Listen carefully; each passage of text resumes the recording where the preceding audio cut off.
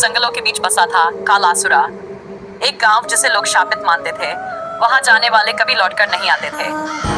सालों से गांव वीरान पड़ा था, लेकिन एक दिन अजय और उसके दोस्त गांव की सच्चाई जानने वहां पहुंच गए। गांव में घुसते ही अजीब सी ठंडक महसूस हुई, जबकि मौसम गर्म था। चारों ओर टूटी फूटी झोपड़ियां थी और बीच में एक पुराना कुआं।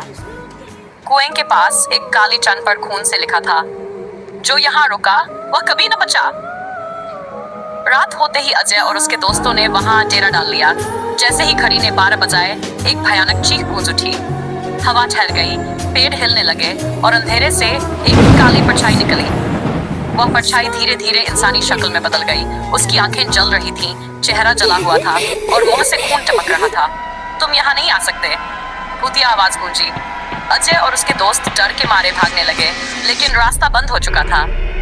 तभी एक बूढ़ी औरत प्रकट हुई।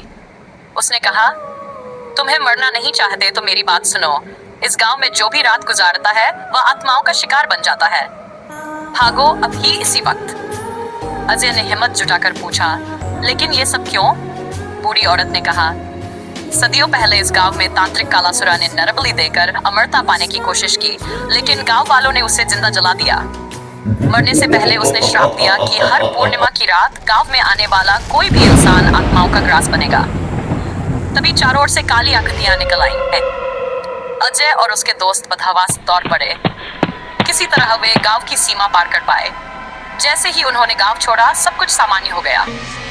सुबह जब उन्होंने मुड़कर देखा, गांव गायब हो चुका था। जंगल के बीच एक सुनसान मैदान फैला